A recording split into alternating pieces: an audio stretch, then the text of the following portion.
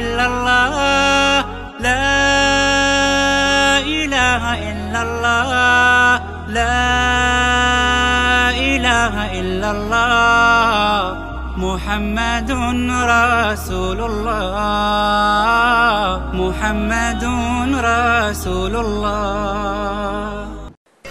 আসসালামু আলাইকুম ওয়া রাহমাতুল্লাহি ওয়া বারাকাতুহু। ইন্নাল হামদালিল্লাহি নাহমাদুহু ওয়া নাস্তাঈনুহু ওয়া নাস্তাগফিরুহু ওয়া নু'মিনু বিহি ওয়া নাতাওয়াক্কালু আলাইহি। মান ইয়াহদিল্লাহু ফালা মুদিল্লা লাহু ওয়া মান ইউদ্লিল ফালা হাদিয়া লাহু।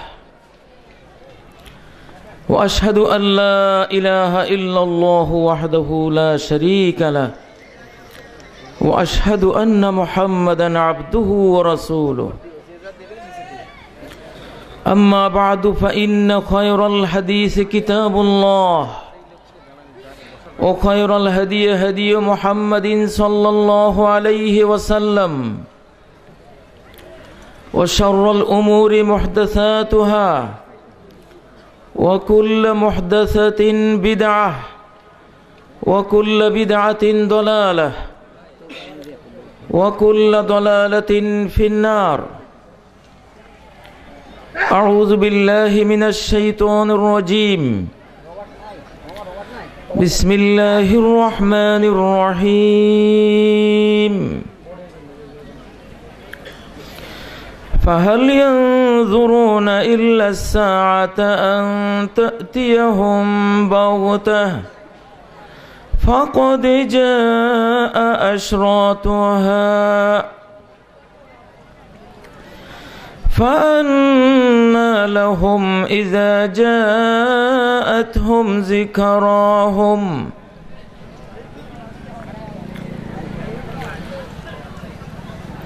إن الله وملائكته يصلون على النبي يا أيها الذين آمنوا صلوا عليه وسلموا تسليما. اللهم صل على محمد وعلى آل محمد كما صليت على إبراهيم وعلى آل إبراهيم إنك حميد مجيد. اللهم بارك على محمد وعلى آل محمد كما باركت على إبراهيم وعلى آل إبراهيم إنك حميد مجيد. অধ্যকার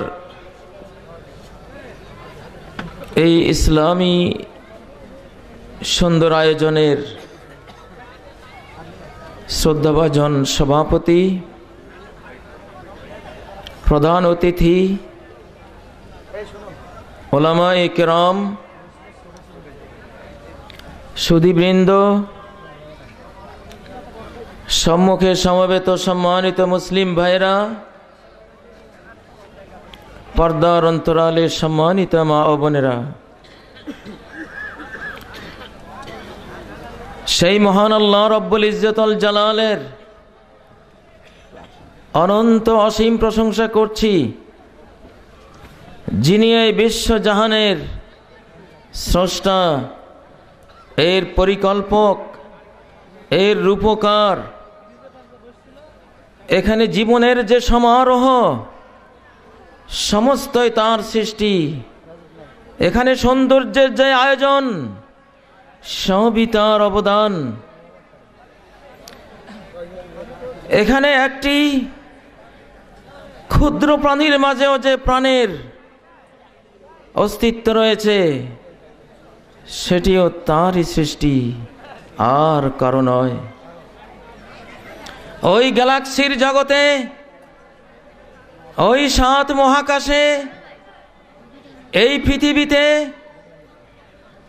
হাজার হাজার কোটি আলোকবর্ষ মাইল বিস্তৃত এই মহাবিশ্বের প্রতিটি অণু তার মালিকানাধীন, তার সৃষ্ট, তার পরিচালনাধীন। এখানে কারো কোনো মালিকানা নেই, এখানে কারো কোনো পার্টনারশিপ নেই। এই মহাবিশ্ব রচনায় তাকে কোনো সৃষ্টি পরমাণু পরিমাণ কোনো সাহায্য করেনি, সাহায্যের কোনো প্রয়োজনও তার হয়নি। সেই সার্বভৌম শাহানশাহ রাজাধিরাজ, যিনি ইচ্ছে করলে এক হুকুমে সারা মহাবিশ্বকে অস্তিত্বহীন করে দিতে পারেন। যালিকা আন্না আতাই কালামুন, আমি দান করতে আমাকে কিছু করতে হয় না, শুধু বলি হও আর অমনি তা হয়ে যায়। ও মানে এই কালামুন, আমি যদি ধ্বংস করতে চাই শুধু বলবো ধ্বংস হয়ে যা, তুই মৃত্যুবরণ এক্ষুনি করবি, এক্ষুনি শেষ হয়ে যাবি, শেষ হয়ে যাবি। সেই সর্বশক্তিমান মহান রব্বুল আলামিনের গুণগান করছি। তার সৃষ্টির সংখ্যা পরিমাণ, তার জ্ঞানের বাণীগুলো লিখতে যে অনন্ত কালির প্রয়োজন, সে কালির পরিমাণ, তার আরশের ওজন পরিমাণ, তাকে সন্তুষ্ট করতে যে প্রশংসা লাগবে সেই পরিমাণ। সম্মানিত ভাইরা,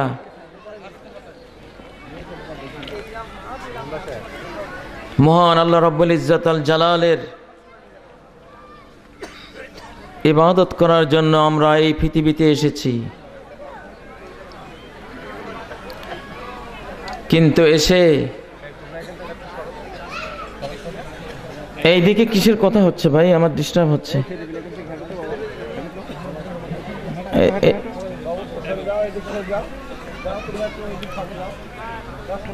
প্রিয় ভাইরা, আমাদের এই পৃথিবীতে আসা কেন? আমরা কেন আসলাম? একটা মানুষ যদি কুষ্টিয়া থেকে ঢাকা যায় ইউনিভার্সিটিতে ভর্তি হওয়ার জন্য, অথবা সচিবালয়ে কোনো তার কাজ আঞ্জাম দেওয়ার জন্য, অথবা কোনো হাসপাতালের বড় ডাক্তারের পরামর্শ চিকিৎসার জন্য সে ঢাকা গেল, গিয়ে এক হোটেলে ঘুমালো, ঘুম থেকে উঠে সে ভুলে গেল সে কেন কুষ্টিয়া থেকে ঢাকা গিয়েছে। এক সপ্তাহ ঘুরে ফিরে যা অর্থ করে নিয়েছিল সব খরচ করে বাড়িতে ফিরে আসলো। তার অভিভাবক প্রশ্ন করলেন, কই তুমি যেই কাজে গিয়েছো সেই কাজ করে এসছো তো? সে বলল, আমি তো ভুলেই গিয়েছিলাম, আমি কি জন্য যে ঢাকা গিয়েছিলাম আমার মনে ছিল না। তখন ওই নির্বোধ মানুষটিকে তার অভিভাবক, তার আপন লোকেরা ধিক্কার জানাবে, নিন্দা জানাবে, ঠিক নয় কি? আমরা ওই ঢাকার ভবঘুরে মানুষটির মতো পৃথিবীতে এসে ভুলে গিয়েছি কে পাঠালেন, কেন পাঠালেন, কি জন্য আসলাম, কি করে এখান থেকে চলে যাচ্ছি। প্রিয় ভাইয়েরা, আজকের এই পৃথিবী আজকের মানুষদের পাপাচারে ধ্বংসের কিনারে চলে গেছে। আল্লাহ বলেন, যহরাল ফাসাদু ফিল বাররি ওয়াল বাহরি বিমা কাসাবাত আইদিন নাস। ফাসাদ, পাপাচার, অনাচার, অন্যায় অনাচার ছড়িয়ে পড়েছে জলে এবং স্থলে। ধ্বংসযজ্ঞ ছড়িয়ে পড়েছে সাগরে, মহাসাগরে, পাহাড়ে, জঙ্গলে এবং দেশের পর দেশে বিপর্যয় ছড়িয়ে পড়েছে। কেন? বিমা কাসাবাত আইদিন নাস, মানুষের হাত যা উপার্জন করেছে, যেই পাপাচার করেছে তার ফলশ্রুতিতে। নবী সাল্লাল্লাহু আলাইহি সাল্লাম বলেছেন, লা ইউশিকান্না আন ইউলকা আলাইকুমুশ শাররু মিনাস সামা, সেদিন দূরে নয় যখন আকাশ থেকে সব মন্দ তোমাদের উপরে বর্ষণ করা হবে কিয়ামতের আগে। হাত্তা ইয়াবলুগাল ফায়াফা, আকাশ থেকে নিক্ষিপ্ত মন্দ, আকাশ থেকে নিক্ষিপ্ত সেই অশ্লীলতা, আকাশ থেকে নিক্ষিপ্ত সেই বেহায়াপনা, আকাশ থেকে নিক্ষিপ্ত সেই জিনা ব্যভিচারের দৃশ্য, আকাশ থেকে নিক্ষিপ্ত সেই চরিত্রহীনতার সকল আয়োজন সারা বিশ্বকে গ্রাস করে হাত্তা ইয়াবলুগাল ফায়াফা, মরুপ্রান্তর পর্যন্ত গ্রাস করবে। কালু কুল্লা ইয়া আবা আব্দুল্লাহ মাল ফায়াফা, সাহাবীকে জিজ্ঞাসা করলাম ফায়াফা বলতে কি বুঝান? তিনি বললেন আল আরদুল কাফরু, এমন ভূমি যেখানে কোনো মানুষ বাস করে না। 1400 বছর আগের মহানবী জানতেন কিয়ামতের আগে টেলিভিশন, স্যাটেলাইট মানুষ আবিষ্কার করবে এবং আকাশ পথে সারা বিশ্বের সমস্ত নোংরামি মানুষের সমাজে নিক্ষেপ করা হবে। প্রিয় ভাইয়েরা, আজকে আমরা এই পৃথিবীর একেবারে শেষ পর্যায়ে এসে পৌঁছেছি, পৃথিবীর শেষ পর্যায়ে চলে এসেছি। আপনারা হয়তো অনেকে ভাবছেন এই পৃথিবী আরো 1000 বছর থাকবে, হয়তো ভাবছেন এই পৃথিবী আরো 500 বছর থাকবে। আসলে কি তাই? আসলে তা নয়। এই পৃথিবী এখন একেবারে মহাপ্রলয় সিঙ্গার ফুৎকারের একেবারে কাছে। যদি বলা যায়, যদি আমরা বলতে চাই মানুষের জন্য কিছু কাজ করার আর সময় আছে, এই শতাব্দীটা, এই শতাব্দীর পরে আর সময় পাবেন বলে মনে হয় না কারোই, না ইসলামিক স্কলারদের, না মহাকাশ বিজ্ঞানীদের, না ভূতত্ত্ব বিজ্ঞানীদের। সারা বিশ্বের সমস্ত মহাকাশ বিজ্ঞানী, আমেরিকা, ইউরোপ, রাশিয়া, অস্ট্রেলিয়া, সারা বিশ্বের মহাকাশ বিজ্ঞানীরা বলছে এই পৃথিবী আর 75 বছর টিকবে। কত বছর? মাত্র 75 বছর টিকবে। আমেরিকার মহাকাশ সংস্থা নাসা, তারা ভয়ে কম্পমান, কখন যে সূর্য পশ্চিম থেকে ওঠে। সূর্য পশ্চিম দিক থেকে উঠার সাথে সাথে পৃথিবীর সমস্ত টেকনোলজি সব চুরমার মেছাকার হয়ে যাবে।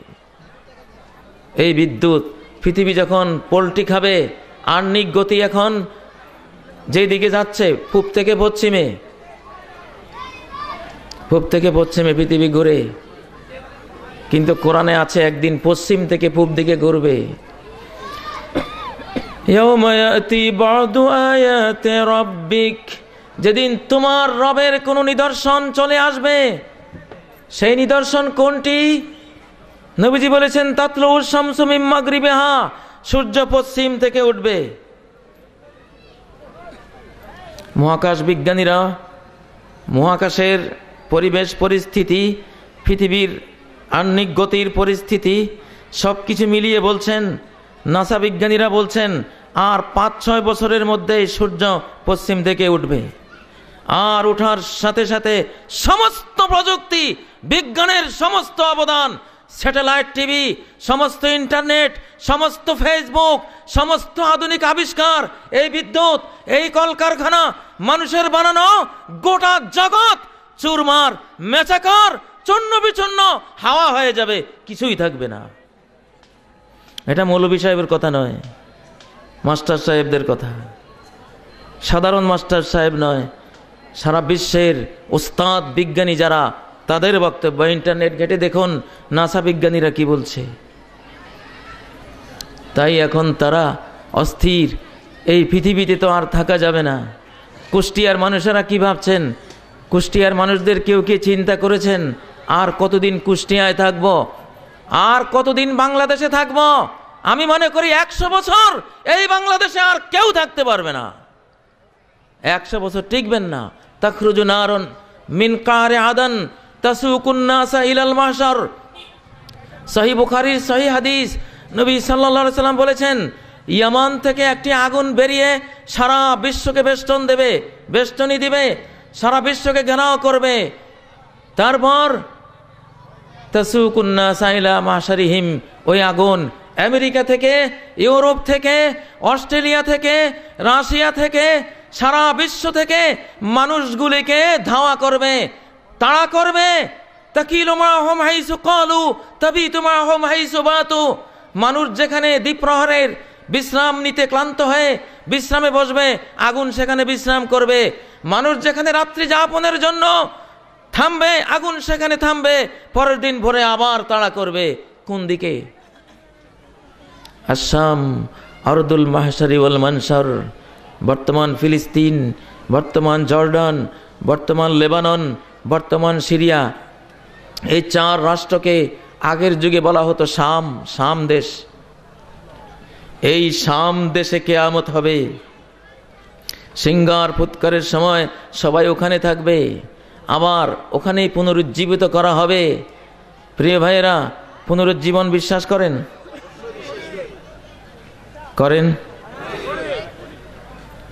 লাশ বাগে খেলে,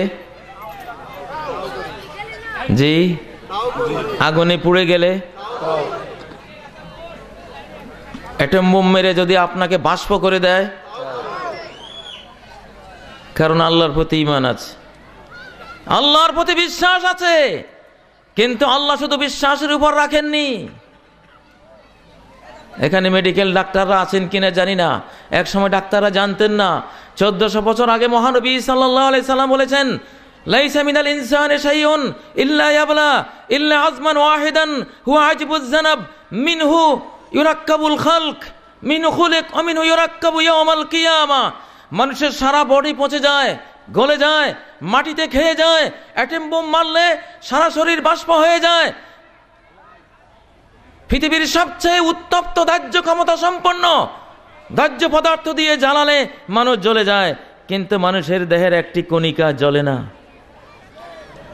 মানুষের মেরুদণ্ডের নিচে একটি ছোট্ট অস্থিকণা আছে, এটা জ্বলে না। এটা পরমাণু বোমা মারলেও কিছু হয় না। এটা আগুনে খায় না, মাটিতে এটাকে পচায় না, পৃথিবীর কোনো কিছু দিয়ে এটাকে নষ্ট করা যায় না। সহিহ বুখারী হাসর অধ্যায়ে হাদিসটি রয়েছে। এটা মানুষের শরীরের মেমোরি কার্ড।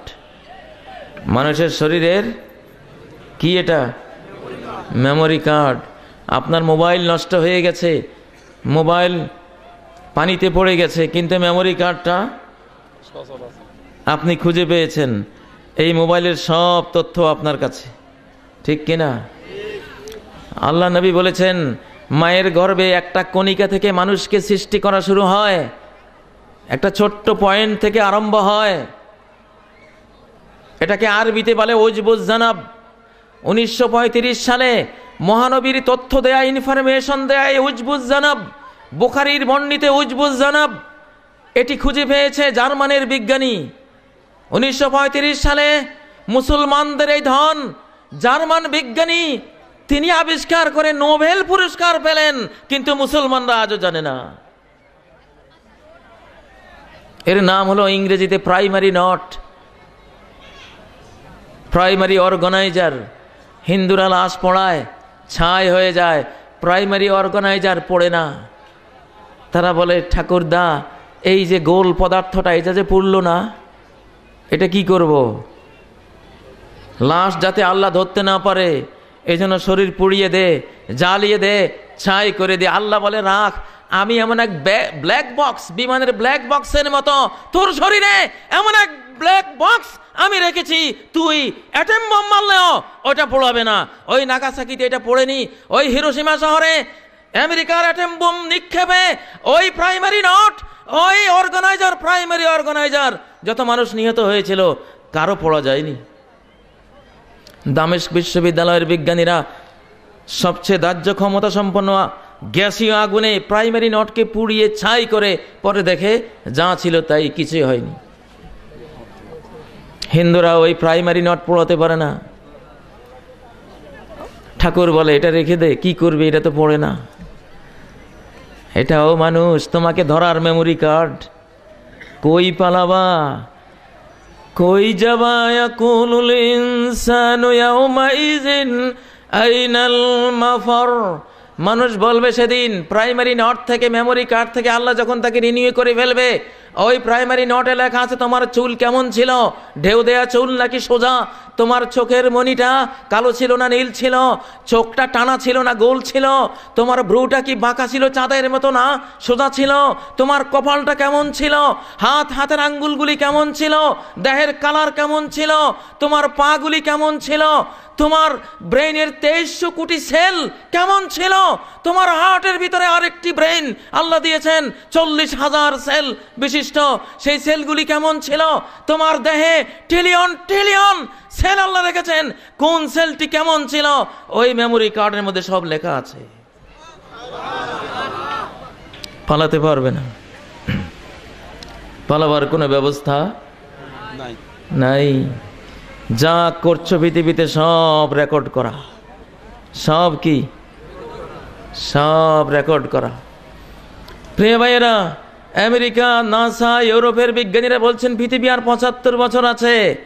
অতএব তারা তৈরি করছেন ওরাইনা মহাকাশ যান। ওই মহাকাশ যানের নিচে তারা অ্যাটম বোম সেট করবে, প্রতি 3 সেকেন্ডে একটা বাস্ট হবে। ওই গতি, ওই বাস্টের কারণে সেকেন্ডে 3 লক্ষ কিলোমিটার গতি নিয়ে ওরাইনা মহাকাশ যান আকাশের দিকে ছুটবে, আর তারা সিঙ্গার ফুৎকারের সময় ওই মহাকাশ যান দিয়ে পালিয়ে যাবে। তারা ভাবছে বোকার স্বর্গে বাস করছে, বোকার স্বর্গে বাস করছে, পালাতে পারবে? যেখানে যাবে ওখানেও কিয়ামত হবে, ওখানেও কিয়ামত হবে। পৃথিবীর বয়স ওরা বলছে 75 বছর, আমি বলছি আমার সারা পৃথিবীর ইসলামিক স্কলাররা বলছেন আর একটু বেশি হবে, হয়তো আরো 40 বছর, হয়তো আরো 50 বছর দেয়া যেতে পারে, হয়তো, এর বেশি বুঝে আসে না। কিন্তু প্রকৃত জ্ঞান কার হাতে? ক্যান্সারের ডাক্তাররা, অভিজ্ঞ স্পেশালিস্ট ডাক্তাররা যখন দেখে রোগী ক্যান্সারে শেষ হয়ে গেছে, আর নাই, তারা বুঝে এই রোগী আর লাস্টিং করলে 3 মাস লাস্টিং করবে, ঠিক না? 3.5 মাস লাস্টিং করে মেয়াদ করে দেয়, মেয়াদ বলে দেয়, দেখা যায় যে ওই টাইমে চলে যায়, অথবা অল্প একটু কম বেশ হয়। আজকে পৃথিবীর ডাক্তাররা পৃথিবীর বয়স বলে দিচ্ছেন, আর সময় নেই, সময় আর নেই। এখন সারা বিশ্বে এক একটা হতবাক করে ফেলার মতো, জ্ঞান বুদ্ধি উড়িয়ে নেওয়ার মতো এক একটা দুর্ঘটনা ঘটবে। জগৎ চেঞ্জ হয়ে যাবে, চেঞ্জের পর চেঞ্জ। ইমাম মাহদি রেডি, ঈসা আলাইহিস সালাম 4th আসমানে রেডি। আমি তো আশা করি আর 15-20 বছরের মধ্যে ওনাদের আগমন হয়ে যাবে ইনশাআল্লাহ। কারণ নবীজি বলেছেন ইন্না লা তাকুমুস সাআতু হাত্তা ইয়াতাকারাবাজ জামান, কিয়ামত কায়েম হবে না সব জিনিসের গতি, স্পিড বেড়ে না যাওয়া পর্যন্ত। সময়ের গতি বেড়ে যাবে, সব জিনিসের গতি বেড়ে যাবে। হাত্তা তাকুনাস সানাতু কাশ-শাহরি, 1 বছর হয়ে যাবে 1 মাসের মতো। ওয়াকুনাশ শাহরু কাল জুমুআতে, 1 মাস হবে 1 সপ্তাহের মতো। ওয়াতাকুনুল জুমুআতু কাল ইয়াউমি, 1 সপ্তাহ হবে 1 দিনের মতো। ওয়াকুনুল ইয়াউমু কাস-সাআতি, 1 সপ্তাহ 1 দিন হবে 1 ঘন্টার মতো। ওয়াতাকুনুস সাআতু কাদ-দিরমাতি বিন-নার, আর 1 ঘন্টা হবে একটি দিয়া সলাইতে আগুন ঠুকলে যেই সময় লাগে কয়েক সেকেন্ড। তার মানে পৃথিবীর গতি বেড়ে গেছে। আগের যুগে কুষ্টিয়া থেকে ঢাকা যেতে অন্তত 1 সপ্তাহ লাগতো, ঠিক না? এখন 4 ঘন্টা লাগে। গতি কত বেড়েছে! আর বিমান হলে 20 মিনিট 30 মিনিট লাগবে, সুপারসনিক বিমান হলে 2-3 মিনিট লাগবে। আর বিজ্ঞানীরা এখন যেটা ভাবছেন আলোর গতিতে ছোটাবে, তার মানে এখান থেকে আপনাকে মহাকাশযানে বসিয়ে সুইচ টিপ দেবে, কয়েক সেকেন্ডের মধ্যে আমেরিকা গিয়ে পড়বেন, বিলকিস রানীর সিংহাসনের মতো। বিলকিস রানীর সিংহাসন ইয়ামান থেকে সুলাইমান আলাইহিস সালামের মুল্লুক ফিলিস্তিনে আনতে এক চক্ষের পলক সুলাইমান ফেলতে পারেননি। চক্ষের পলক ফেলার আগে দেখে সিংহাসন হাজির। আনাতিকা বিহি ক্বাবলা আন ইয়ারতাদ্দা ইলাইকা তারফুক। একজন আলেম, তার কাছে এই বিজ্ঞানের জ্ঞান ছিল। জিন বলল, আপনার এই বিচার মজলিস শেষ হওয়ার আগে আমি বিলকিসের সিংহাসন হাজির করব। ওই আলেম বললেন, আপনার চক্ষের পলক পড়ার আগে আমি হাজির করব। বলাও শেষ, সিংহাসনও আনা শেষ। আল্লাহু আকবার।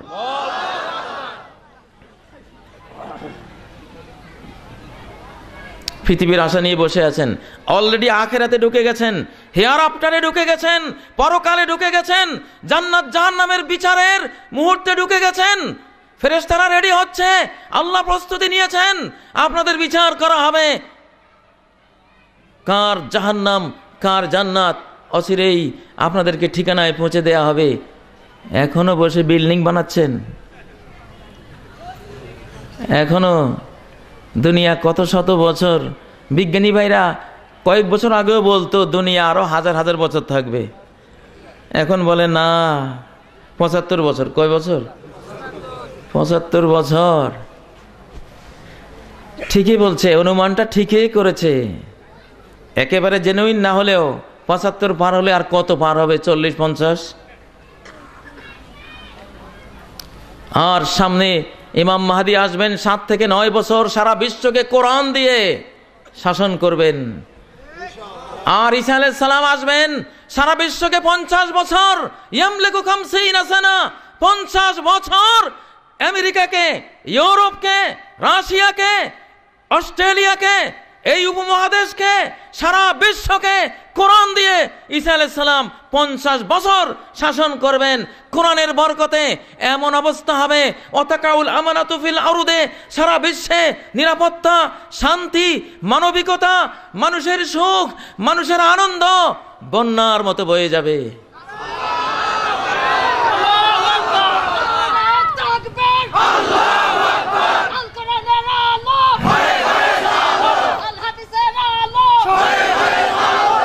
এমন শান্তি আসবে যে শান্তি জাতিসংঘ স্বপ্নেও দেখতে পারে না।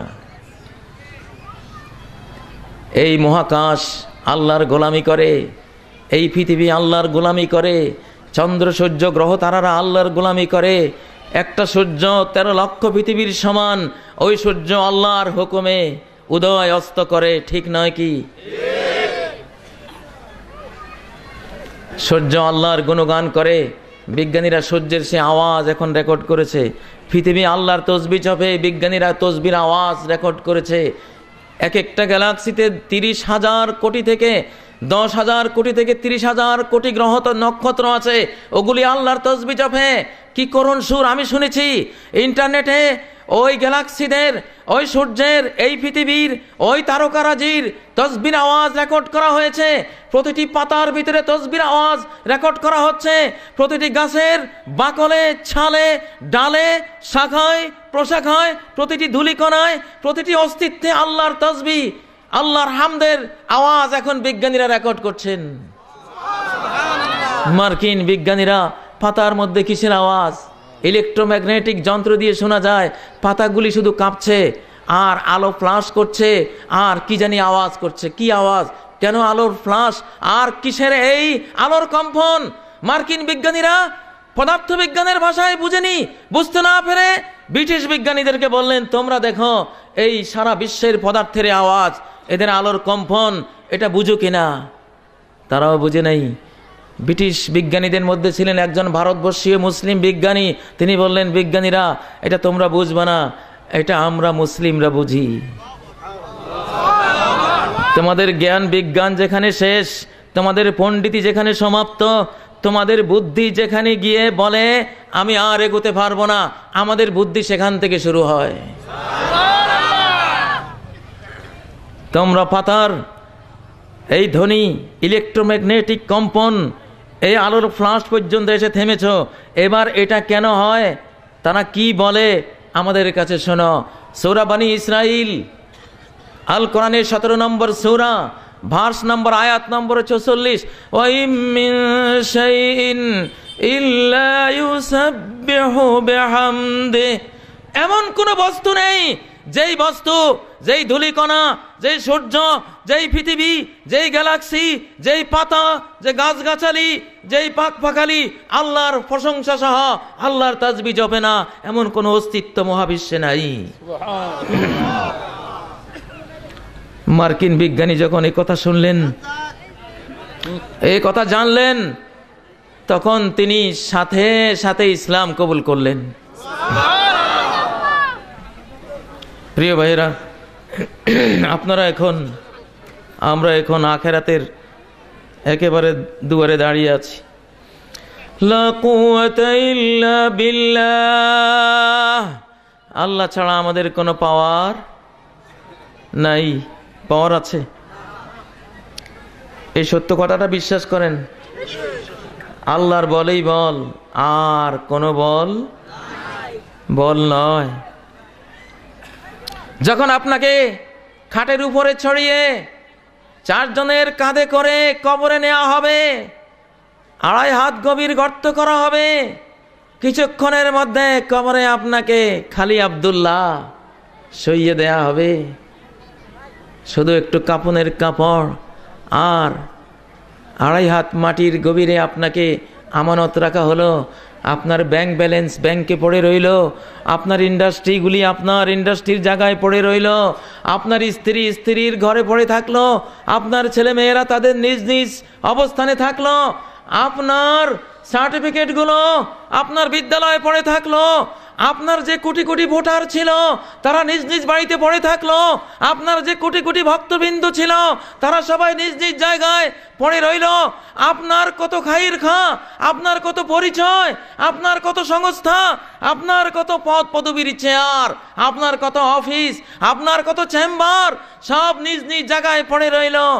আর আপনি খালি হাতে চলে যাচ্ছেন, কিছুই নাই। কিছু আছে? হ্যাঁ, যদি কপাল বলা হয়, যদি সেটা নিয়ে থাকেন তাহলে সেটা আছে। সূরা আল কাহাফের 39 নম্বর আয়াতে সেই বল, সেই পাওয়ার, সেই ক্ষমতা, সেই সম্পদ, সেই অর্জন, সেই ধন, সেই ওয়েলথ, সেটার কথা বলা আছে। লা কুওয়াতা ইল্লা বিল্লাহ। ওরে, আল্লাহর বল যদি নিয়ে থাকিস তো সেটাই আজকে আছে। আল্লাহর প্রতি যদি ঈমান পোষণ করে থাকিস হৃদয় দিয়ে, সেই ঈমান তোর কবরে গেছে, সেই ঈমানের সম্পদ তোর কবরে আছে। ওই ঈমান যদি 1 জাররাও তোর হৃদয়ে থাকে তাহলে তুই 10 পৃথিবীর সমান জান্নাত কিনতে পারবি ওই 1 জাররা ধন দিয়ে, 1 জাররা ঈমান দিয়ে। সেটা তুই নিয়েছিস কিনা? সেই ঈমানের ধনটা আছে কিনা তোর কাছে? তুই সালাত পড়েছিস কিনা? যদি সালাত পড়ে থাকিস তাহলে আত-তাকবীরাতুল উলা খায়রুম মিনাদ দুনিয়া ওয়া মা ফিহা, ইমামের সাথে আল্লাহু আকবার যদি বলো তাহলে সারা বিশ্বের সমস্ত সম্পদের মালিক হলে যা কিছুর মালিক হতা, এক তাকবীরের দ্বারা তার চেয়ে বেশি কিছুর মালিক হয়ে গেলা। একবার সুবহানাল্লাহ আলহামদুলিল্লাহ বলেছিলে কিনা বেঁচে থাকতে? যদি বলে থাকো তাহলে আলহামদুলিল্লাহ তামলাউল মিজান ওয়া সুবহানাল্লাহি ওয়াল হামদুলিল্লাহ তামলাআন মা বাইনাস সামাই ওয়াল আরদ। তোর একবারের সুবহানাল্লাহ, একবার আলহামদুলিল্লাহ এই আকাশ জমিনের মাঝখানে যে মহাশূন্য আছে এই মহাশূন্যকে পুরস্কার দিয়ে ভরপুর করে দেবে। সুবহানাল্লাহ। লা কুওয়াতা ইল্লা বিল্লাহ। এটা মৌলভী সাহেবের ওয়াজ না, এটা আল্লাহর কথা, মহাবিজ্ঞানী আল্লাহর কথা। বর্তমান পদার্থবিজ্ঞানীরা বলছেন পৃথিবীর মধ্যে যে পাওয়ার আছে এটা জিরো পাওয়ার। মহাবিশ্বে যে ক্ষমতা, যে পাওয়ার আছে এটা কি? জিরো। কারণ আল্লাহ তাআলা মহাজগৎ সৃষ্টি করেছেন জিরো থেকে। শূন্য থেকে কিছুই ছিল না, শুধু হ বলেছেন হয়ে গেছে। ঠিক না? ঠিক না? লা হাওলা ওয়ালা কুওয়াতা ইল্লা বিল্লাহ। কোন পাপ থেকে বিরত থাকার কোনো ক্ষমতা নাই, কোনো সৎকর্ম করার কোনো ক্ষমতা নাই যদি আল্লাহ না দেন। যদি কে না দেন? ওয়া খুলিকাল ইনসানু দাঈফা। আল্লাহ দয়া করে বলছেন, আমি আমার এই মানুষকে বড় দুর্বল করে সৃষ্টি করেছি। কি করে সৃষ্টি করেছি? মানুষকে দুর্বল করে সৃষ্টি করা হয়েছে। কেন? কেন আশরাফুল মাখলুকাতকে দুর্বল করে সৃষ্টি করা হয়েছে? লায়াফতাকিরা ইলা রাব্বিহি ফায়াসআদ বিফতিকারিহি ইলা রাব্বিহি। তাকে দুর্বল বানানো হয়েছে যাতে সে তার আল্লাহকে দিয়ে সবল হতে পারে, যাতে সে আল্লাহর কাছে ফকিরি করতে পারে। আর আল্লাহর কাছে যদি ফকিরি করতে পারে, সে ওই ফকিরি দিয়ে চির সৌভাগ্যবান হয়ে যাবে, চির জান্নাতি হয়ে যাবে। আর আল্লাহ যদি আমাদেরকে অনেক শক্তিশালী বানাতেন, তাহলে ফেরাউনের মতো অহংকারী হতাম। আর অহংকারী হলে অহংকারের দোষে চির দুর্ভাগা হতাম, চির জাহান্নামী হয়ে যেতাম। এই জন্য আল্লাহ আমাদেরকে খুব শক্তিশালী বানাননি। জিব্রাইল আমিন 600 পাখা, 600 পাখা তার রয়েছে। আকাশ থেকে জমিনে চক্ষের পলকে নেমে আসতে পারেন, এমন ক্ষমতা আল্লাহ তাকে দিয়েছেন। এই জিব্রাইল আমিন বদরের রণাঙ্গনে মহানবীর সাহায্যে এসেছিলেন আল্লাহর বিধানে, আল্লাহর হুকুমে। ঠিক নয় কি? সারা পৃথিবীর আল্লাহর বিরোধী শক্তিকে জিব্রাইল আমিন 600 পাখার একটি পাখা দিয়ে একটা থাপ্পড় দিলে সব পানি হয়ে যাবে, এমন ক্ষমতা। প্রিয় ভাইয়েরা, আমি আপনাদেরকে বলতে চাই, আমরা এখন দুনিয়াতে আছি না আখেরাতে আছি? আছি দুনিয়াতে, কিন্তু আসলে দুনিয়াতে এখন আর নাই, আখেরাতের সীমান্তে ঢুকে গেছি। No man's land.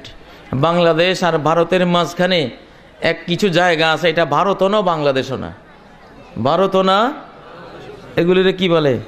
No man's land. No man's land এমন ভূমি যেখানে কোনো মানুষ ভারতও বাড়ি করবে না, বাংলাদেশেও বাড়ি করবে না। দুই রাষ্ট্রের মাঝখানে এরকম একটা সীমান্ত থাকে। এখন সেই যুগ, সেই জামানা। সারা বিশ্বের বিজ্ঞানীরা বলছেন, আলিম ওলামারা বলছেন, পৃথিবী একেবারে এখন শেষ পর্যায়ে চলে এসেছে।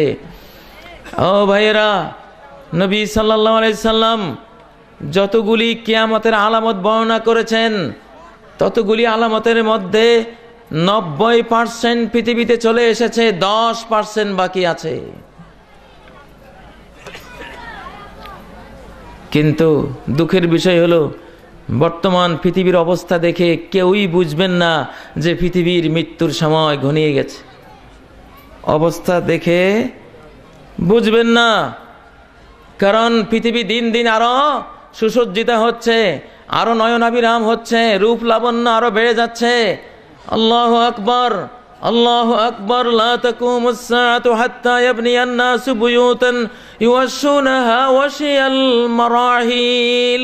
নবীজি বলেছেন, কিয়ামতের আগে মানুষেরা এমন বিল্ডিং বানাবে, এমন বাড়ি বানাবে, এমন বাসভবন বানাবে যে বাসভবনকে প্রিন্টেড কাপড়ের মতো, জনি প্রিন্টের মতো, শাহী প্রিন্টের মতো, সুন্দর সাজানো গোছানো প্রিন্টেড কাপড়ের মতো, নকশি কাঁথার মতো এক একটি বাড়ি নির্মাণ করবে। ঠিক নয় কি? এই সুন্দর বাড়িগুলি চোখে পড়ে, এখন চোখে পড়ে। তুমি বুঝতেছো, আহা কি সুন্দর বাড়ির মালিক হলাম, আমার বাড়িটা কি নয়নাভিরাম, আমি কত সুখী হলাম, আমি কত সৌভাগ্যবান হলাম। আমার বাড়ি দেখে মানুষ আফসোস করে, আরে এর মতো একটা বাড়ি যদি আমি বানাতে পারতাম। তুমি ভাবছো এটা যে বাড়ি বানিয়ে সুখী হয়ে গেছি, আর মুহাম্মদুর রাসূলুল্লাহ বলছেন ধ্বংস হয়ে গেছো, ধ্বংস হয়ে গেছো। এই বাড়ি তোমাকে ধোঁকা দিয়ে পরকাল ভুলিয়ে রেখে তোমাকে শূন্য হাতে পৃথিবী থেকে বিদায় করে দেবে। মৃত্যুর সময় তুমি শুধু বলবে, রব্বি লাউলা আখরতানি ইলা আজালিন করিব, হে রব আর একটু সময় আমাকে দাও না, একটু সময় দাও না, এবার আর বাড়ি বানাবো না, এবার আর বাড়ি বানাবো না, এবার কি করবো? ফাসাদদাকা ওয়া আকুম মিনাস সালিহিন। এবার তুমি যদি সময় দাও তাহলে আমি দান করব, আমি সাদাকা করব। ওয়া আকুম মিনাস সালিহিন, আর আমি সত্যবাদীদের কাতারভুক্ত হয়ে যাব। কিন্তু আল্লাহ কি সময় দেবেন? সময় দেবেন? কাউকে দিয়েছেন? কাউকে সময় দেননি। আপনাকেও সময় আল্লাহ দেবেন না। সময় থাকতে আপনার জীবন থেকে উপার্জন করে নিন। মানুষ কিসের নাম? মানুষ কোন জিনিসটাকে বলে? বিজ্ঞানীরা মানুষের পরিচয় দিচ্ছেন। হযরত হাসান বসরি মানুষের পরিচয় দিয়েছেন, আল ইনসান বিদআতু আইয়ামিন ইসমুন লিবিদআতি আইয়ামিন কুল্লামা খালা ইয়াওমুন খালা বাদআতুম মিনহু। মানুষ কয়েকটি দিবারাতের নাম। তার জীবনের একটি দিন চলে গেলে তার একটি অঙ্গহানি হয়ে গেল। ওয়াল আসর ইন্নাল ইনসানা লাফি খুসর। কসম সময়ের, কসম মানুষের জীবনের। মানুষ সম্পূর্ণ লসের মধ্যে আছে, ক্ষতির মধ্যে আছে, ধ্বংসের মধ্যে আছে। শুধু ধ্বংসের মধ্যে নাই তারা, যারা চারটি কাজ করে। কয়টি কাজ? ইল্লাল্লাযীনা আমানু, যারা ঈমান এনেছে, ওয়া আমিলুস সালিহাত, ঈমানের আলোকে সৎকর্ম দিয়ে জীবনকে গড়েছে, ওয়া তাওয়াসাউ বিল হাক্কি, আর নিজেরা সত্যের উপরে থেকে আরেকজনকে সত্যের উপদেশ দিয়েছে, ওয়া তাওয়াসাউ বিস সাবরি, নিজেরা সবরের উপরে থেকে আরেকজনকে সবরের উপদেশ দিয়েছে। মৃত্যুকালে সবাই বলবে, হে আল্লাহ একটু সময় দাও, এবার সাদাকা করব, দান করব। সাদাকা আল্লাহর গজবকে নিভিয়ে দেয়, দান আল্লাহর গজবকে নিভিয়ে দেয়। আর সাদাকা তুতফিউ গদাবার রব কামা ইউতফিউল মাউন নার। পানি আগুনকে যেমন নিভায়, দান সাদাকা ওইভাবে আল্লাহর আক্রোশকে, গজবকে নিভায়। নবীজি বলেছেন, দাউ মারদাকুম বিস সাদাকা, তোমরা তোমাদের রোগীদেরকে সাদাকা দিয়ে চিকিৎসা করো। কি দিয়ে? এখন তো ওষুধের কোম্পানি এত বেড়েছে, ওষুধের দোকান এত হাজারে হাজারে হয়েছে, ডাক্তার এত লাখে লাখে হয়েছে। আমরা এখন শুধু বিশ্বাস করি ওষুধ খেয়ে রোগ ভালো হয়, আর কিছু দিয়ে রোগ ভালো হয় না। প্রিয় ভাইয়েরা, বহু রোগ আছে ওষুধ দিয়ে ভালো হয় না। তায়েফ হাসপাতালের যিনি পরিচালনা করেন এমডি, উনি বলেছেন, আমি এই সৌদি আরবের তায়েফের এই হাসপাতাল হওয়ার পরে এই হাসপাতালে সব শ্রেণীর মানুষকে রোগী হিসেবে পেয়েছি। সাধারণ জনগণ, গাড়ির ড্রাইভার, রাষ্ট্রের কোনো উচ্চপদস্থ কর্মকর্তা, কোনো এমপি, কোনো মন্ত্রী, সর্বশ্রেণীর মানুষকে আমার হাসপাতালে এসেছে, আমি দেখেছি, চিকিৎসা নিতে এসেছে। তবে একটি শ্রেণীকে আমি কোনোদিন এই হাসপাতালে দেখিনি, বরং তাদের কাছে আমি গিয়েছি রোগী নিয়ে। ওই শ্রেণীটা কারা? আহলুল কোরআন, কোরআনওয়ালারা। এই কোরআনওয়ালাদেরকে, আল্লাযীনা ইয়াতাদাব্বারুনাল কোরআন, যারা কোরআন নিয়ে চিন্তা গবেষণা করে। কোরআন নিয়ে চিন্তা গবেষণা করা সবার উপরে ফরজ। রিক্সা চালকের উপরে কোরআন গবেষণা ফরজ। বলবেন, হায় হায়, সে তো কোরআনের অর্থই জানে না, পড়তেই জানে না, গবেষণা করবে কি করে? আরে ভাই, দোষ কি আমাদের? রিক্সাওয়ালার যে ব্রেইনটা আছে, সেই ব্রেইনেও 2300 কোটি সেল আছে জ্ঞান আহরণের। 2300 কোটি আইনস্টাইন তার মাথায় বসে আছে। 2300 কোটি প্রফেসর তার মাথার ভিতরে আল্লাহ ঢুকিয়ে দিয়েছেন। এক একটা সেল এক একটা বিজ্ঞানী, তারে আল্লাহ দিয়েছেন না? যার যতটুকু সময় সুযোগ আছে ততটুকু কোরআন নিয়ে গবেষণা করা আমাদের উপরে ফরজ। কোরআন নিয়ে যে গবেষণা করবে না, তার হৃদয়ে কুফরি বেঈমানির তালা জ্বলে যাবে, বেঈমান হয়ে যাবে। প্রিয় ভাইয়েরা, কোরআন নিয়ে গবেষণা করা আমাদের উপরে ফরজ কে করেছেন? ফরজ আল্লাহ ফরজ করেছেন। আফালা ইয়াতাদাব্বারুনাল কুরআন, তারা কি কোরআন নিয়ে গবেষণা করে না? আম আলা কুলুবিন আকফালুহা, নাকি তাদের হৃদয়ে তালা ঝুলছে পাপের, কুফরির, বেঈমানির, আল্লাহদ্রোহিতার, অন্যায় অনাচারের? যদি তাদের হৃদয় কালো না হয়ে যেত তারা অবশ্যই কোরআন নিয়ে গবেষণা করত। আজকে সারা পৃথিবীর মানুষেরা কোরআন গবেষণা করছে। ভাইরা, এখানে কি টাকা গুনছেন আপনারা এখনো?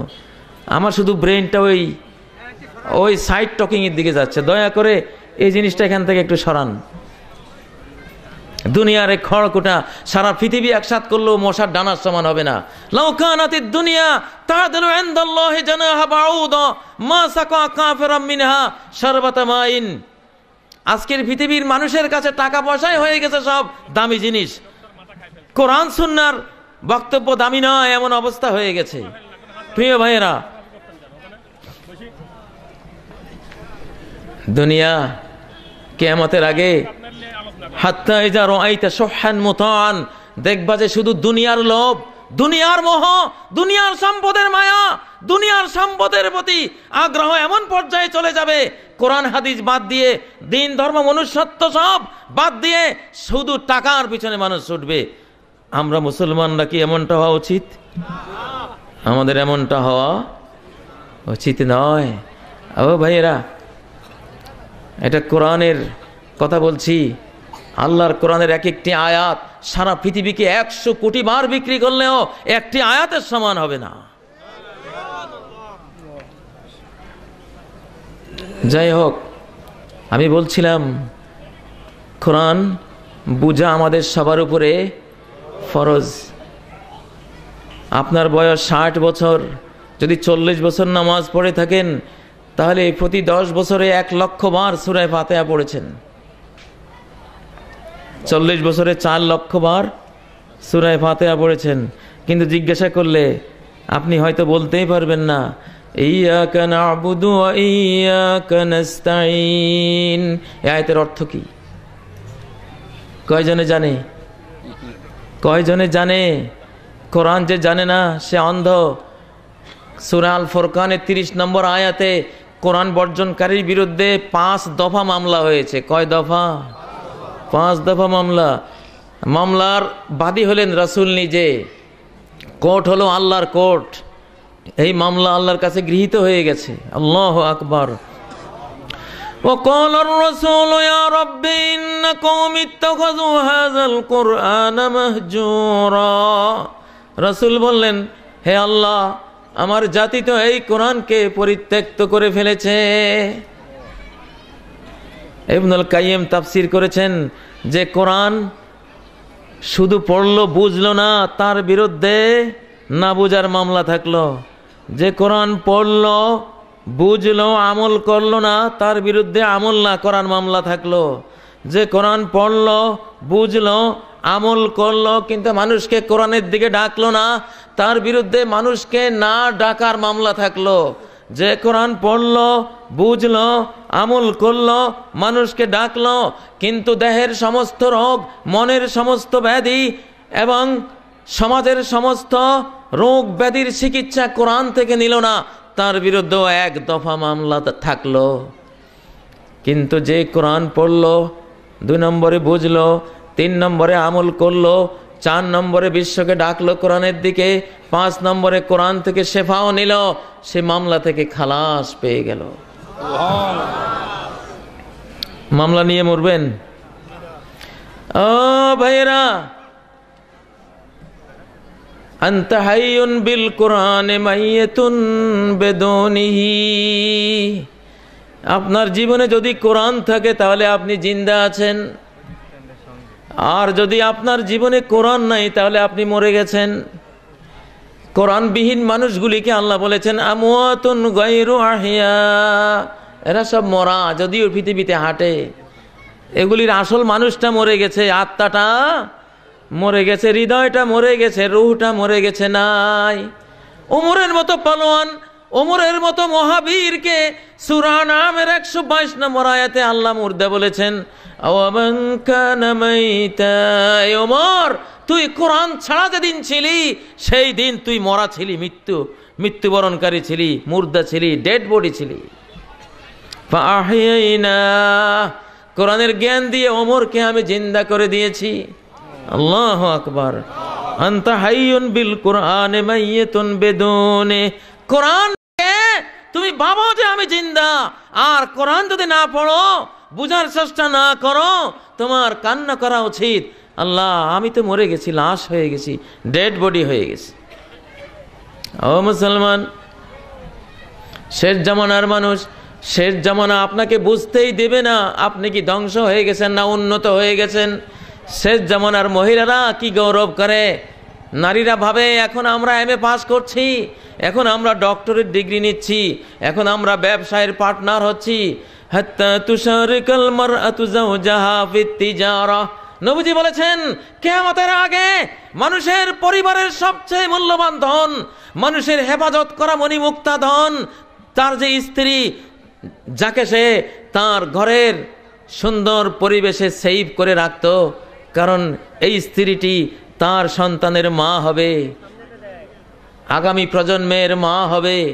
এই মাকে সেফ রাখলে, হেফাজতে রাখলে আগামী প্রজন্ম ভালো হবে, প্রতিভাবান হবে, সচ্চরিত্রবান হবে, বুদ্ধিমান হবে, আগামী প্রজন্ম মানুষের মতো মানুষ হবে। আর এই মা যদি নষ্ট হয়ে যায়, আগামী গোটা প্রজন্ম আমার নষ্ট হয়ে যাবে। এই জন্য যে স্ত্রীকে স্বর্ণের মতো সেফ রাখা উচিত ছিল, হীরার মতো হেফাজতে রাখা উচিত ছিল, এই স্ত্রী লোকটিকে কিছুতেই মুসলিমরা রাস্তাঘাটে দিতে পারে না, রাস্তা কাটার কাজে দিতে পারে না, দিতে পারে যেখানে সেখানে পাঠিয়ে দিতে পারে না। পৃথিবীর কোনো ইন্ডাস্ট্রি, কোনো কারখানা, কোনো দ্রব্য তৈরির কারখানা, কাপড় তৈরির কারখানা, সুতা তৈরির কারখানা, আমাকে একটা কারখানা দেখান। আপনারা বাংলার জমিনে আমাকে একটা ইন্ডাস্ট্রি দেখান, যে ইন্ডাস্ট্রিতে লেখা আছে এই ইন্ডাস্ট্রিতে যে যখন ইচ্ছা ঢুকতে পারবে, কোনো বাধা নাই। আছে? কোনো ইন্ডাস্ট্রি নাই, লেখা আছে বিনা অনুমতিতে প্রবেশ নিষেধ। এইটা লিখে দিয়ে ক্ষান্ত হয়নি, রাইফেলওয়ালা দারোয়ান দাঁড় করিয়ে রেখেছে, সিকিউরিটি, ঠিক না? তারপরেও ক্ষান্ত হয়নি, সিসি ক্যামেরা সেট করে রেখেছে। আল্লাহু আকবার। 2 পয়সার কি বানাইবা, সেই জন্য ইন্ডাস্ট্রিকে এমন সেভ করলা। আর যে মানুষ তৈরির ইন্ডাস্ট্রি, যে ইন্ডাস্ট্রিতে মহামানব মহামানবী তৈরি হবে, মসজিদের ইমাম খতিব জন্ম নেবে, যে ইন্ডাস্ট্রিতে বিশ্ব উজালাকারী মানব সন্তান এই পৃথিবীতে আসবে, যে ইন্ডাস্ট্রিতে আগামী কিয়ামত পর্যন্ত মানব জাতির মহামূল্যবান আহসানে তাকওয়িমের এই সৃষ্টিগুলি আসবে, সেই ইন্ডাস্ট্রিকে করে দিলা এখানে বিশ্বের জন্য উন্মুক্ত, এখানে কোনো বাধা নাই, যে যখন ইচ্ছা ইন্ডাস্ট্রিতে ঢুকে পড়ো। আজকে এই জন্য এই ইন্ডাস্ট্রির পণ্য ঘুণে ধরেছে, মড়কে ধরেছে, মহামারীয়ে ধরেছে। আজকে এই মা নামক ইন্ডাস্ট্রিতে যে পণ্যগুলি হয়, বাংলার জমিনে এখন প্রতি বছর 16 লক্ষ শিশু পাগল জন্ম হয়, 16 লক্ষ শিশু অ্যাবনর্মাল জন্ম হয়। আমাদের প্রধানমন্ত্রী পরিসংখ্যান দিয়েছেন 16 লক্ষ অটিস্টিক জন্ম হয়। আমাদের শিশুকালে আমরা দেখি নাই কোনো মায়ের কোলে এরকম অটিস্টিক, এরকম অ্যাবনর্মাল, এরকম পাগল, হাবা গোবা, সুম্মুন বুকমুন উমিয়ন, অন্ধ বধির মুখ, এরকম সন্তান জন্ম হয় আমরা দেখিনি। থাকলে হয়তো 7 কোটি বাঙালির মধ্যে 4-5 জন হয়তো খুঁজে পাওয়া যেত। আর আজকে প্রতি বছর হচ্ছে কত? 16 লক্ষ। তোমার নষ্ট ইন্ডাস্ট্রির নষ্ট প্রোডাক্ট। ওয়াকরনা ফি বুয়ুতিকুন্না, ও মানুষের মা, ও মানুষের মায়েরা, মানুষের ইন্ডাস্ট্রিরা, তোমরা তোমাদের সেই বলয়ে থাকো, স্বামী তোমার পাহারাদার, জীবন দিয়ে তোমাকে সেভ করবে। আল্লাহু আকবার। মা সন্তান গর্ভে নিয়ে যদি রাস্তায় যায়, পুরুষের দৃষ্টিতে ওই সন্তান পর্যন্ত আক্রান্ত হয়ে যায়। এই দৃষ্টি এক্স রের মতো, এক্স আলোর মতো সন্তানকে ভেদ করে ফেলে। শিশু মায়ের গর্ভে 3 মাসের পর থেকে সব কথা শুনে। মায়ের গর্ভে শিশুরা যখন থাকে 3য় মাসের পরে 4র্থ মাস পড়লে ওই সন্তানের কান ফুটে ফুটে যায়। আর সে মা যদি কোরআন শোনে, সে কোরআন সেই শিশু শুনতে পায়। মা যদি গান শোনে, ওই শিশু গান শুনতে পায়। মায়ের সাথে যদি কেউ কথা বলে, তাহলে ওই শিশু সেটা শুনতে পায়। মায়ের সাথে যদি কেউ বাংলা কথা বলে, ওই শিশু বাংলা ভাষা শুনতে পায়। মায়ের সাথে যদি কেউ ইংলিশ ভাষা ব্যবহার করে, ওই সন্তান ইংলিশ ভাষা শুনতে পায়। মায়ের সাথে যদি কেউ আরবি ভাষায় কথা বলে, ওই সন্তান আরবি ভাষাও শুনতে পায়। ফাজআলনাহু সামিআম বাসীরা, আমি মানুষকে মায়ের গর্ভে আগে কান বানিয়ে দিয়েছি সামি, আগে তাকে শ্রুতিমান বানিয়েছি, শ্রোতা বানিয়েছি, তারপর দ্রষ্টা বানিয়েছি। এখন শিশু জন্মের পরে শিশুর ব্রেইনের সাথে স্ক্যানার যন্ত্র সেট করে দেয়। দেখে জন্মের 6 মাস আগে থেকে শিশু মাতৃ গর্ভে থাকতে বাংলা ভাষা শুনেছে, শুধু বাংলা শুনেছে সে। ওই শিশুর সামনে যদি কেউ ইংরেজি ভাষা বলে, পৃথিবীর অন্য কোনো ভাষা বলে, শিশু অস্বস্তি ফিল করে। স্ক্যানার যন্ত্রে শিশুর ব্রেইন থেকে সিগন্যাল যায় যে আমি বড় টেনশনে আছি, এরা কি বলছে আমি কিছুই বুঝতে পারছি না। যন্ত্রে ধরা পড়ছে শিশুর সেই দুঃখ বেদনা, তার টেনশন। আর মায়ের পেটে যেই ভাষা, সেই ভাষা যদি বলে, তাহলে শিশুর ব্রেইন থেকে পজিটিভ সিগন্যাল যায় যে ওকে, এটা তো আমি জানি। আপনার সন্তানকে কোরআন শেখাতে চান?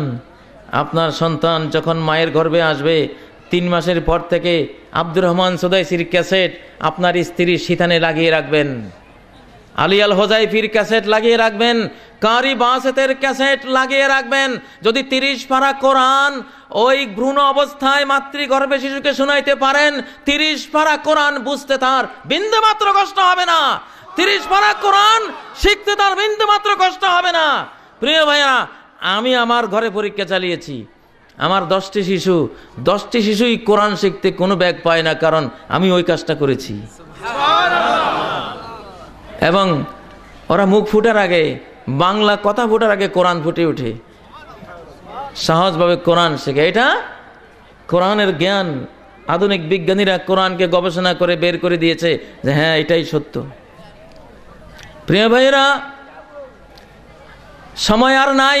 এখন আখিরাতের কাছে ঝাঁপিয়ে পড়ুন, ইবাদতের কাছে ঝাঁপিয়ে পড়ুন।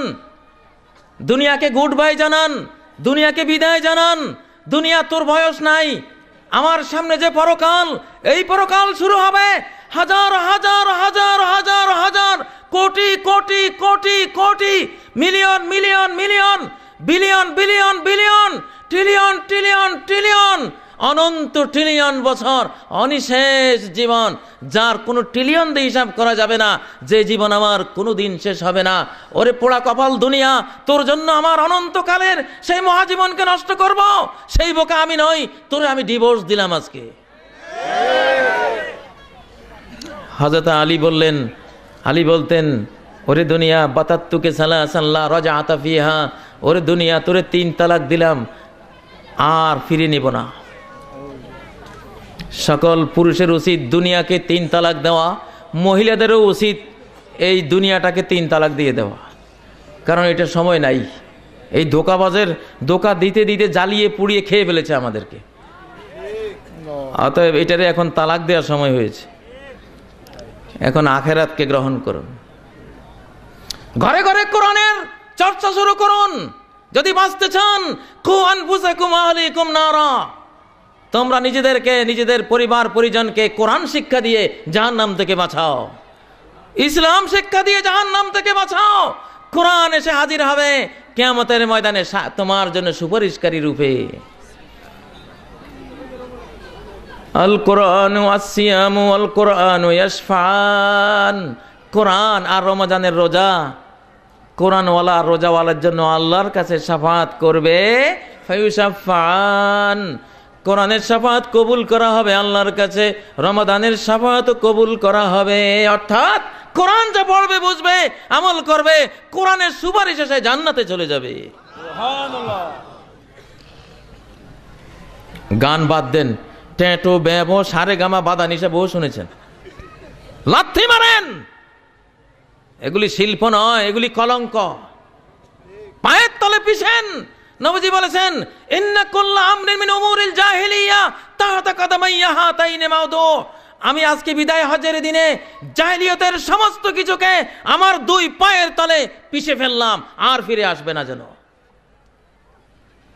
আপনার জীবনে দোতারা সেতারা কিনলে পায়ের তলে ফেলে পিষাই দেন, যে ওরে দোতারা, তোরে লাথি মারলাম আজকে, এখন থেকে কোরআন পড়ব।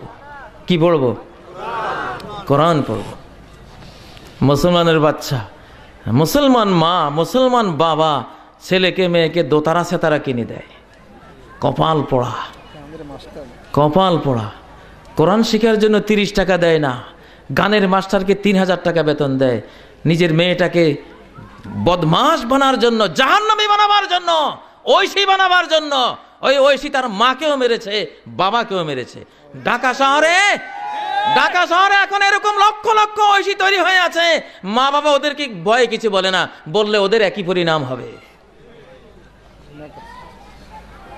প্রিয় ভাইয়েরা, পরকালে ঢুকে গেছি। দুনিয়া তোমাকে গুড বাই, আখেরাত আপনাকে ওয়েলকাম, আপনাকে মারহাবা, আপনাকে স্বাগত জানাচ্ছি। আসুন, আমরা আপনাকে ভুলে গিয়েছিলাম, এখন আপনি আমাদের জীবনে চলে আসুন। আমরা আপনাকে নিয়ে সুখী হতে চাই।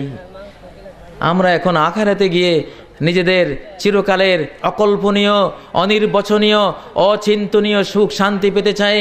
আদাতুল ইবাদিয়াস সালিহিন মা লা আইনুন রাআত ওয়ালা উযুনুন সামিআত ওয়ালা খাতারা আলা কলবি বাশার। সহিহ বুখারীর হাদিস, আমি আমার নেককার বান্দাদের জন্য এমন সুখ ভোগ তৈরি করে রেখেছি, মা লা আইনুন রাআত, যেটা কোনো চক্ষু কখনো দেখে নাই, ওয়ালা উযুনুন সামিআত, কোনো কান শুনে নাই, ওয়ালা খাতারা আলা কলবি বাশার, কোন মানুষের অন্তরে সেই সুখ নিয়ামত এমন উন্নত হতে পারে এই কল্পনাও কোনোদিন আসে নাই। একদিকে মিষ্টি পানির নদী, ফিহা আনহারুম মিন মাইন গায়রি আসিন, মিষ্টি পানির নদী বয়ে যাবে। ওয়ানহারুম মিন লাবানিল লাম ইয়াতাগায়্যার তা'মু, দুধের নদী, অনন্ত সুস্বাদু দুধের নদী, যেই দুধ কখনো হাজা মাজা পচা হবে না, চিরকাল সুস্বাদু থাকবে সেই দুধের নদী।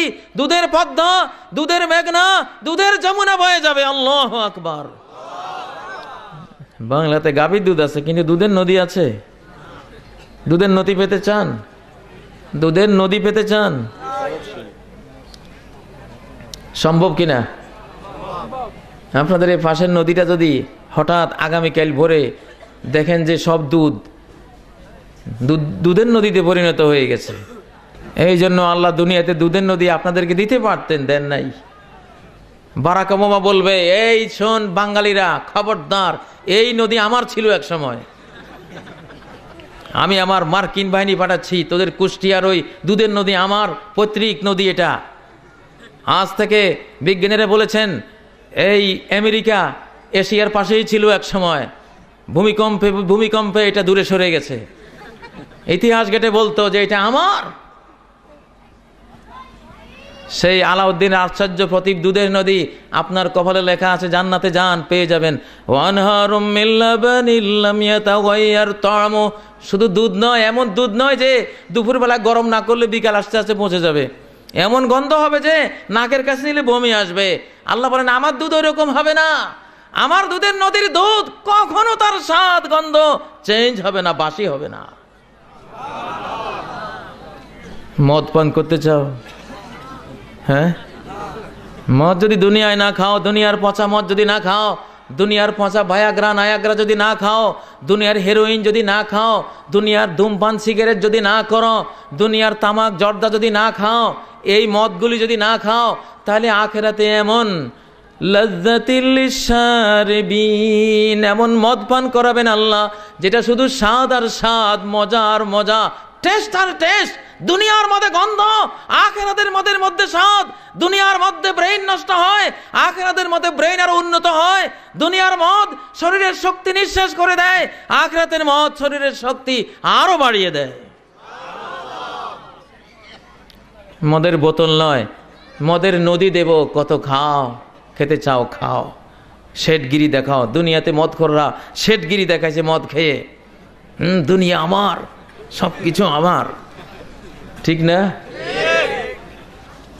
আমার মুমিন বান্দাদেরও তো একটুখানি সহ্যবীর্যের প্রদর্শনীর মন চাইতো, তারা পারতো না আমার নিষেধাজ্ঞার কারণে। যা, এখন ওরা বোতলে খেয়েছে, তোদেরকে নদীতে খাওয়াবো আমি, মদের নদী বইয়ে দিলাম। সেই মদ পচা মদ নয়, ক্ষতিকর নয়, শারাবান তাহুরা ওয়াসাকাহুম রাব্বুহুম শারাবান তাহুরা। শ্বশুর বাড়িতে রওনা দিয়ে 200 কিলোমিটার দূরে শ্বশুর বাড়ি, সামনে আর মাত্র 2 কিলোমিটার, তখন তো শ্বশুর বাড়ি চোখে দেখা যায়, ঠিক না? বাপের বাড়িতে আসার জন্য আমেরিকা থেকে রওনা দিয়েছেন, আর মাত্র 50 কিলো, এখন যেন ঢাকা শহর দেখা যায়। আরে বিমান থেকে উঁকি মারতেছেন, কই আমার ঢাকা? আস্তে আস্তে একদিন এক সময় ঠিকই ঢাকার বিমানবন্দরে নোঙ্গর হয়, ঠিক কিনা? ওই রকম আমরা এখন আখেরাতে ঢুকে গেছি।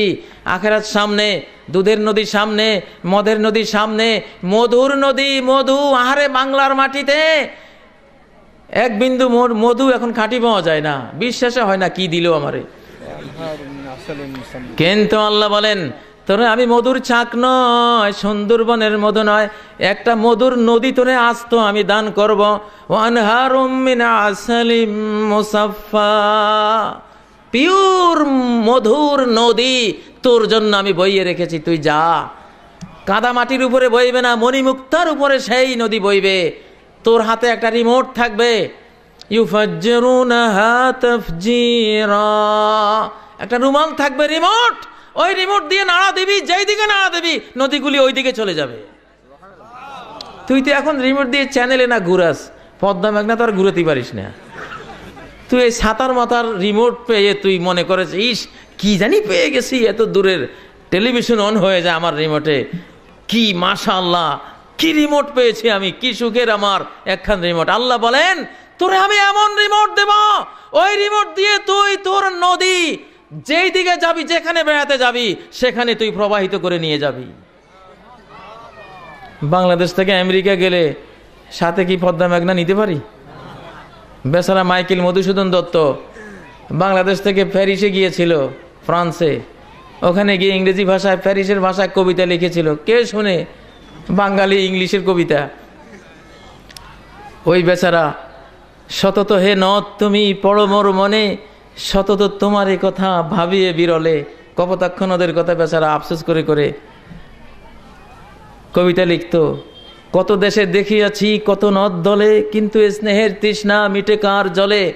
ওই বেচারা তো কপোতাক্ষ নদীটা সাথে করে প্যারিসে নিতে পারে নাই, কিন্তু যখন জান্নাতে যাবেন, যেই কয়টা নদী যেই দিকে নিতে চান, আল্লাহু আকবার, আপনার হাতে, আল্লাহর হাতে, আপনার হাতে আল্লাহ তুলে দেবেন। কুন ফিদ দুনিয়া কামা ইউরিদ ইয়াকুল লাকা কামা তুরিদ। তুমি দুনিয়াতে আল্লাহ যেমন তোমাকে চায় তেমন হও, দুনিয়াতে আল্লাহ যেমন চায় তেমন হও, তাহলে আল্লাহ তোমার জন্য তেমন হবে তুমি যেমন চাও। বান্দা, আমি যেমন চাই তুই তেমন হ, তাহলে তুই যেমন চাস আমি তোর জন্য তেমন হব। তুই যদি মনে করিস এখন আল্লাহ আমাকে হাজার হাজার কোটি টাকা দেবে, আমি আসলে দিয়ে দেব। তুই যদি চাস আমার আল্লাহ আমাকে মহারাজত্ব দেবে, আমি আসলে দিয়ে দেব। ওয়ালা ইনসালানি লাউতিয়ান্না ওয়ালা ইনিস্তাজানি লাউইজান্না। ও যদি আমার কাছে ভিক্ষার হাত বাড়ায়, আমি কসম করে বলছি আমি তারে দান করব। সে যদি আমার কাছে পানা চায়, আশ্রয় চায়, আমি কসম করে বলছি তাকে আমি পানা দেব, আশ্রয় দেব। নিজের স্ত্রীকে আখেরাত শেখান, নিজের মেয়েটাকে আখেরাত শেখান, নিজের মা বাবাকে আখেরাত শেখান, নিজের স্ত্রী, নিজের ছেলে মেয়ে, নিজেকে আখেরাত শেখান যে এখন আখেরাতের মৌসুম শুরু হয়ে গেছে, ঢুকে গেছি অলরেডি, আর সময় নাই, চূড়ান্ত বেলায় এসে পৌঁছেছি, এখন আর সময় নাই। ওয়া ইন্নাদ দারাল আখিরাতা লাহিয়াল হায়াওয়ান, আখেরাতের বাড়ি হলো চিরস্থায়ী বাড়ি, ওখানে গেলে আর কোনোদিন মৃত্যু নাই। প্রিয় ভাইয়েরা, শেষ জামানার মানুষ, শেষ জামানাটা ধোঁকাবাজ জামানা। কি জামানা? সিটার জামানা, প্রতারক জামানা। ইউকাজ্জাবু ফিহা সাদিক, শেষ জামানায় সত্যবাদীকে বলা হবে মিথ্যাবাদী। সত্যবাদীকে বলা হবে মিথ্যাবাদী। আরে ইমাম সাহেব কি বলছে? মিথ্যা কথা বলছে। আরে হুজুর কি বলছে? বাদ দে এগুলি, এরা সারা জীবন এগুলি বলে আসছে, বাদ দে। পাগল, সমাজের অসল মাল, মোল্লা মুন্সি হুজুর এগুলি কি জানে? কি জানি? তুই কি জানিস? তুই জানিসটা কি? হুজুররা বলেছে স্বর্ণ পুরুষের জন্য ব্যবহার হারাম। স্বর্ণ আর সিল্ক নবীজি হাতে নিয়ে বলতেন, হাজানে মুহাররামানে লিযুকুরি উম্মতি হিল্লাল লিনাসিহিম, এই স্বর্ণ এই সিল্ক আমার উম্মতের পুরুষদের জন্য হারাম, পুরুষের জন্য হারাম, নারীর জন্য হালাল। আজকে নারীরা অলংকার পরা ত্যাগ করেছে, আমাদের যুবক ভাইরা অলংকার পরে, স্বর্ণ পরে। হ্যাঁ, নারীগুলি হয়ে গেছে পুরুষ, পুরুষগুলি হয়ে গেছে নারী। লানাল্লাহুল মুতাকান্নিসিনা মিনার রিজাল বিন নিসা, ওই হিজলা পুরুষগুলিকে আল্লাহ লানত যেগুলি পুরুষ হয়ে নারীর মতো হয়ে গেছে। ওয়াল মুতাকান্নিসাতি মিনার রিজাল বিন নিসা, ওয়াল মুতাকান্নিসাতি মিনান নিসা, ওয়াল মুতারাজ্জিলাতি মিনান নিসা, আর ওই নারীদের উপরে আল্লাহ লানত যেগুলি নারী হয়েও ডুপ্লিকেট পুরুষে পরিণত হয়েছে। কথা বুঝেছেন? আচ্ছা, পুরুষেরা স্বর্ণ পরতে পারবে না। তরুণ, তুমি স্বর্ণ পরতে পারবে না, কানের দুল স্বর্ণের পরতে পারবে না, স্বর্ণের চেইন পরতে পারবে না, স্বর্ণের ব্রেসলেট পরতে পারবে না, কিন্তু তরুণী মেয়েরা পারবে, বুড়ি মেয়েরাও পারবে, মহিলারা সবাই পারবে, তুমি পারবে না।